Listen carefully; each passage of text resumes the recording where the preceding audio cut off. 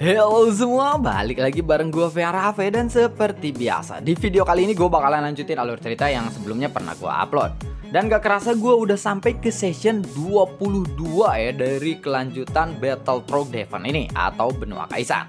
Tanpa banyak basa-basi, yuk kita langsung cek this out aja alur ceritanya.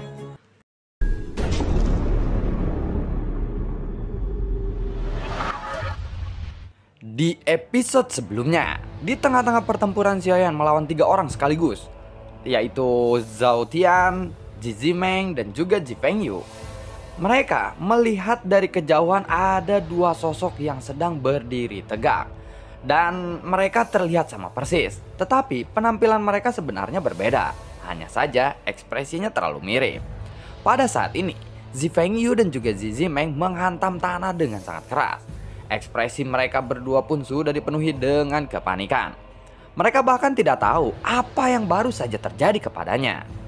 Karena ada kekuatan yang besar yang langsung menghancurkan skill bertarung keduanya dan membordar-bardir mereka.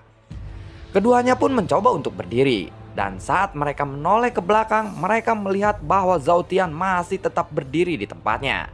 Dan hingga saat ini dia pun tidak bergerak. Aku tidak ikut menyerang mereka karena aku tahu dia pasti sedang merencanakan sesuatu, ucap dari Zhao Tian. Kamu sudah mengetahuinya, tapi kenapa kamu tidak memberitahukannya kepada kami, ucap dari Ji Zimeng dan juga Ji Fengyu. Aku juga baru tahu sekarang, ucap dari Zhao Tian. Namun, Ji Fengyu dan juga Ji Zimeng tentu saja tidak akan percaya dengan semudah itu. Karena jika Zhao Tian tidak tahu, mengapa dia tidak ikut menyerang bersama mereka? Sepertinya kamu dan juga Qian Sui sengaja menipu kita ya, ucap dari Ji Zimeng dan juga Ji Fengyu. Zhao Tian pun lalu memandang kedua orang itu dengan sangat tatapan acuh tak acuh. Aku hanya menebak ketenangannya saja, dan itu aku rasa bukanlah pura-pura. Itu salah kalian sendiri, mengapa kalian bertindak begitu ceroboh, ucap dari Zhao Tian. Saat Zhao Tian melihat sosok di depan Xiaoyan, dia tidak merasakan jejak fluktuasi sumber gas dari sosok itu. Tetapi karena sosok itu menyerang, Zhao Tian bisa merasakan ada kekuatan penindasan yang tidak terlukiskan. Tuan, maafkan atas kecerobohanku, ucap dari Zhao Tian. Saat ini Zhao Tian mengepalkan tinjunya dan membungkukkan kepalanya. Dia mencoba memohon ampun kepada Xiaoyan ini. Tetapi sebelum ucapannya selesai, sosok di depan Xiaoyan ini langsung menghilang. Cling! Dan detik-detik berikutnya, aura kematian pun langsung menyelimuti Zhao Tian. Tetapi tidak hanya Zhao Tian saja. Namun, Ji Fengyu juga beserta Ji Zimeng bisa merasakannya. Sosok itu tiba-tiba muncul di depan Zhao Tian.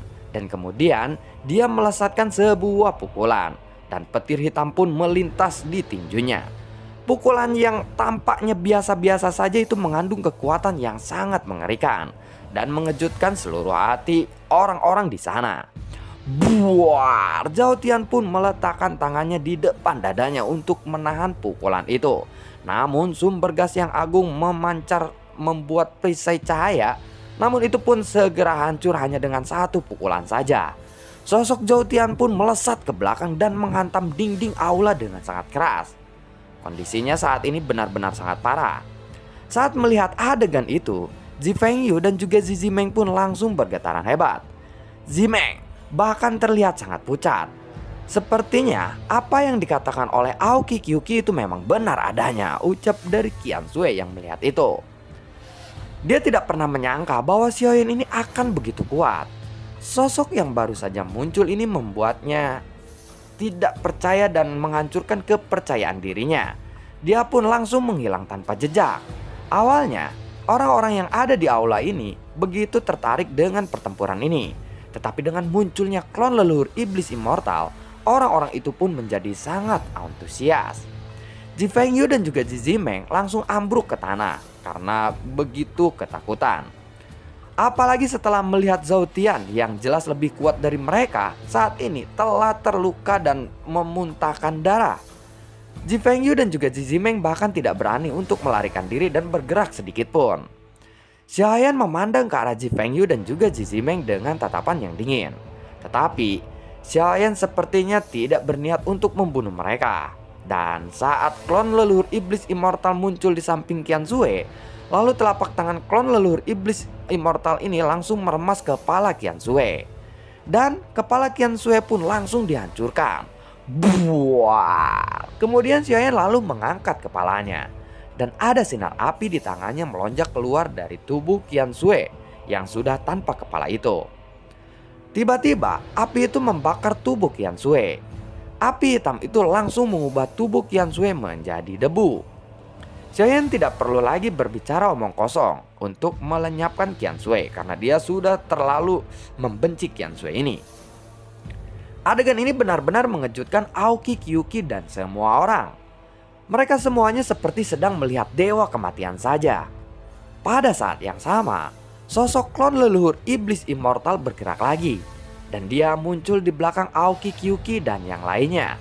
Dadedok, dadedok, dadedok. Wah, orang-orang dari alam Dongseng Jie pun benar-benar dimusnahkan dan tidak tersisa. Aku telah memberi kalian terlalu banyak kesempatan, tetapi kalian selalu membuat masalah saja, ucap dari saya. Adegan ini benar-benar membuat semua orang merasa takut, termasuk orang-orang dari alam Tianhe. Setelah melihat bahwa Zhou Tian terluka parah oleh pukulan klon leluhur iblis immortal, semua orang pun menahan napas mereka dan tampak pucat saking kagetnya melihat leluhur klon iblis immortal ini. Tentu saja tidak hanya orang-orang dari alam Tianhe, namun dari alam Gagak Hitam Darah maupun alam Huyuan juga terlihat sangat suram dan pucat. Xiaoyan kemudian mendatangi Ji Fengyu dan juga Zizimeng.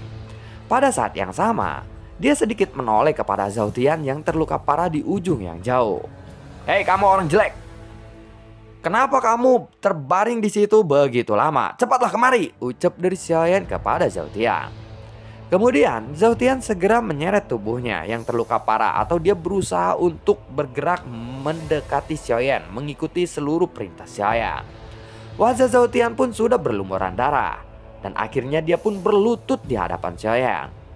Tidak ada gunanya kamu berlutut sekarang, cepat berdiri, ucap dari Xiaoyan melihat ketiga orang itu yang berlutut di depannya.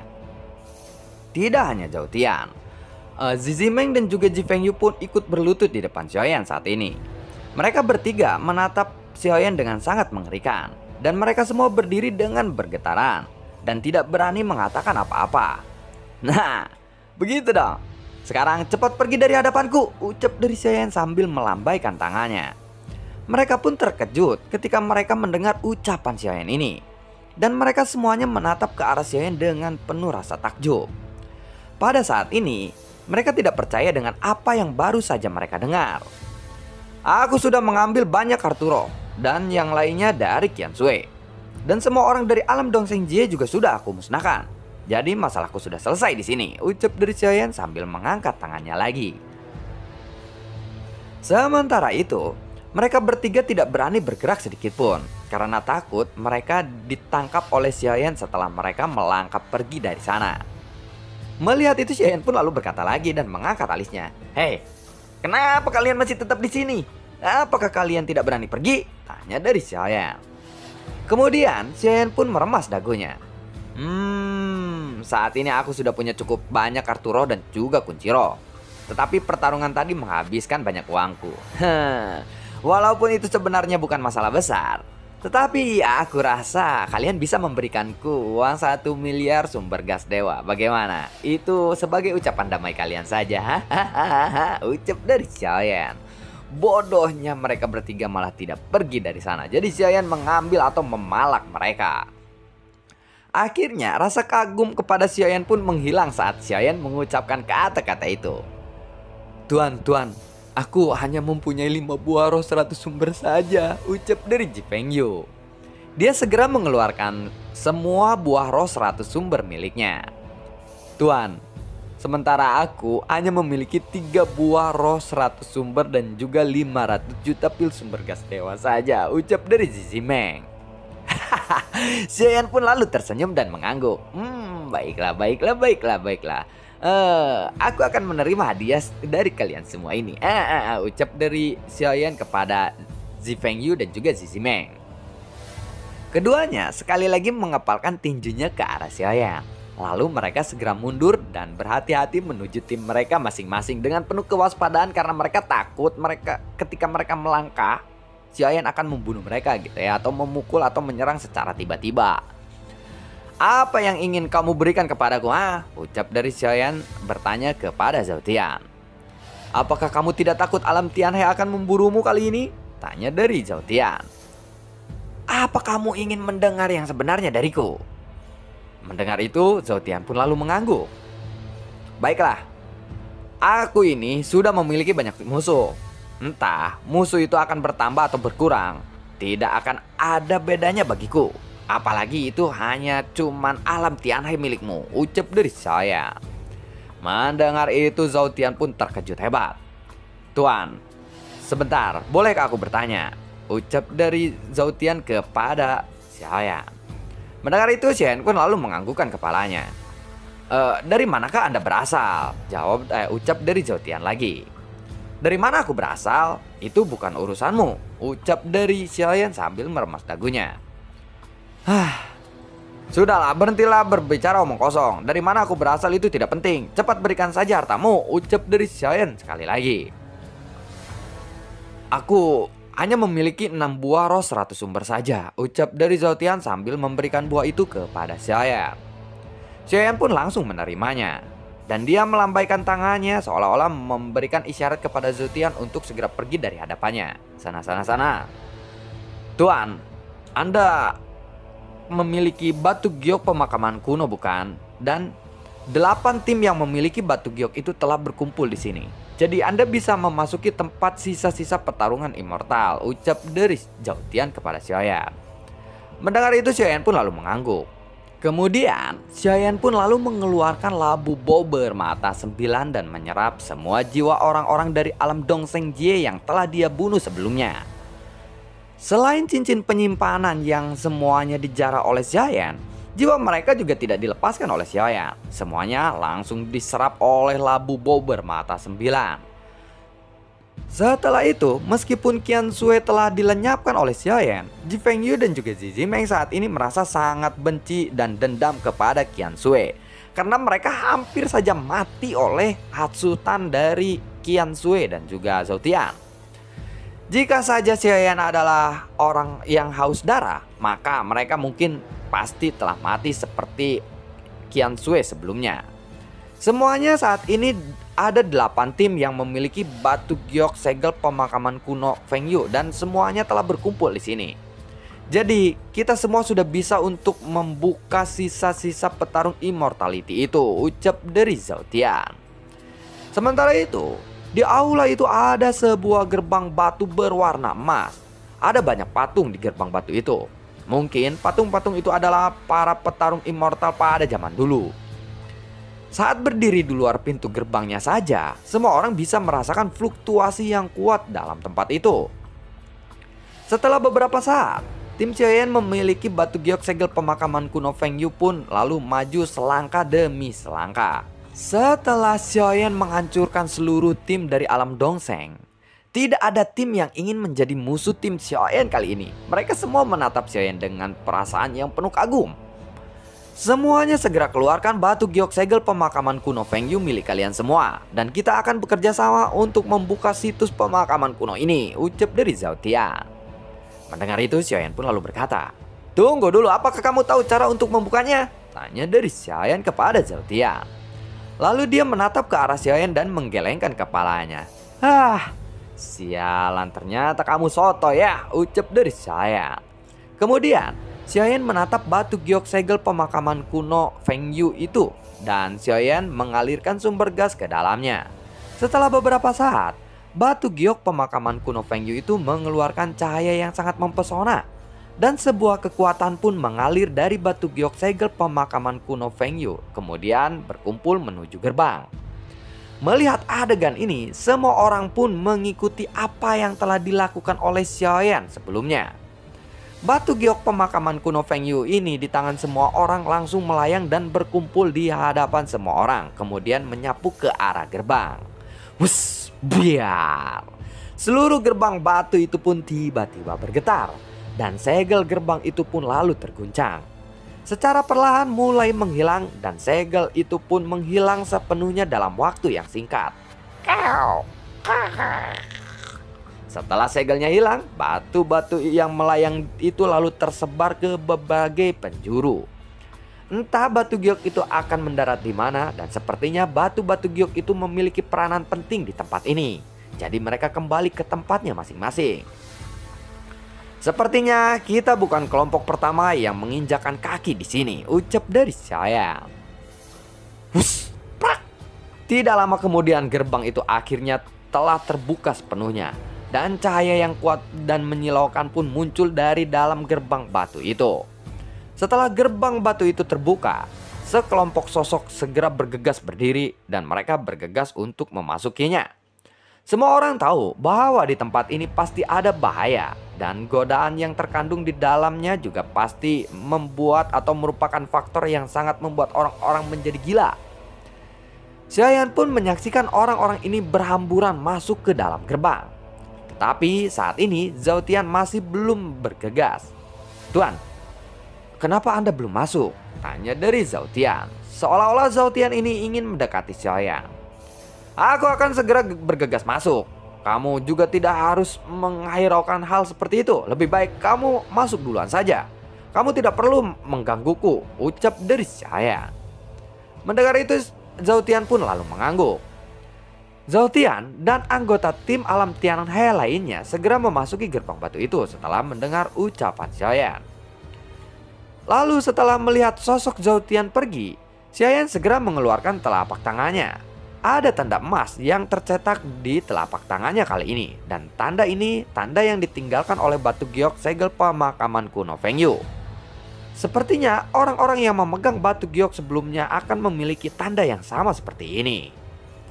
Melihat ada tanda emas ini, Xiaoyan pun berpikir, meskipun dia tidak tahu tanda apa ini, tetapi ini pasti berguna untuk sesuatu. "Lazy, aku akan berlatih sementara waktu, dan aku membutuhkanmu untuk mendukungku di depan pertempuran berikutnya." Kondisi klon leluhur iblis immortal juga saat ini agak ambruk karena pertarungan sebelumnya. "Jadi aku harus meningkatkan kekuatanku sesegera mungkin," ucap dari Xiaoyan. Inilah alasan mengapa Xiaoyan tidak memasuki gerbang itu terlebih dahulu. Dia segera memasuki cincin penyimpanannya, dan kemudian Xiaoyan pun langsung duduk bersila untuk mencoba menerobos ke level fighting god bintang 6. Setelah tim Xiaoyan ini memasuki Killing Heaven dan mendapatkan buah 100 sumber, kekuatan Xiaoyan ini bisa dikatakan telah meningkat secara pesat. Jika Xiaoyan telah menyerap semua batu roh 100 sumber yang dia miliki sekarang, maka fondasi sumber gas milik Xiaoyan ini mungkin akan bisa mencapai 10 juta. Dengan kata lain, kekuatan Xiaoyan ini bisa dikatakan atau tidak hanya dapat menembus ke level fighting god bintang 6 saja. Mungkin Xiaoyan setidaknya dapat menembus ke tahap akhir fighting god bintang 6 dengan fondasi sumber gas 10 jutanya. Setelah itu, Lazy pun lalu mengangguk. Xiaoyan pun tidak ragu-ragu untuk segera berkultivasi di dalam cincin penyimpanannya. Klon leluhur iblis immortal untuk sementara waktu menggantikan Xiaoyan. Setidaknya saat ini, klon leluhur iblis immortal sudah memiliki kekuatan yang cukup untuk berjaga saat Xiaoyan sedang berkultivasi. Setelah itu, klon leluhur iblis immortal juga ikut melangkah ke depan. Saat mereka memasuki gerbang, tiba-tiba sebuah distorsi ruangan menyapu ke arah mereka, dan bahkan seseorang fighting god pun harus menggunakan perisai sumber gas mereka untuk melindungi tubuh mereka.